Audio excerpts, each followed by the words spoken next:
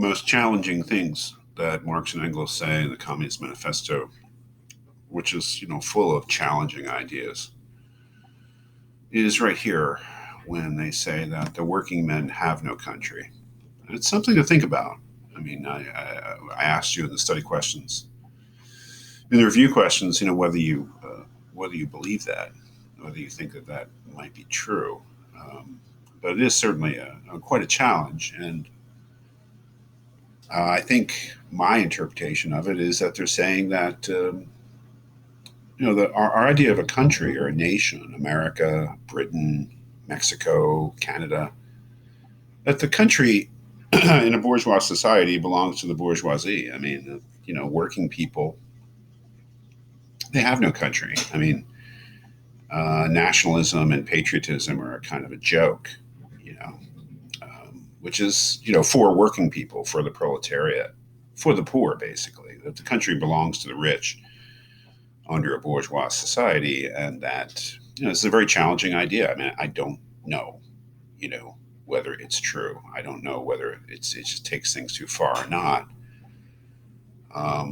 But it does, present the sort of challenge that for anybody but the bourgeoisie or anybody but the propertied, the haves, that the whole patriotic thing is a kind of a con. That is, if you are a have-not, if you are exploited, then the notion that you should have some kind of allegiance to your country is kind of it's a kind of a con job. Again, I don't know whether that's true. Poor people have always been patriotic. People from oppressed communities have always been patriotic. I don't know. I mean, women in Wollstonecraft's time were patriotic. So I don't know if the claim here is true or not. I think that that's for all of us to decide, but it certainly is quite a challenge.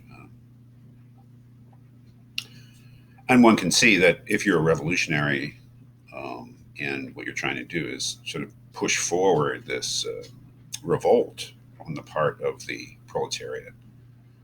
The last, sentence here is "working men of all countries unite." You have nothing to lose but your chains. Um, I think it's said in the beginning. I mean, if you're trying to advocate that kind of thing, then you're telling people, listen, your old allegiances, they never meant anything, and that the only real allegiance you have is class allegiance, not nationalistic or patriotic.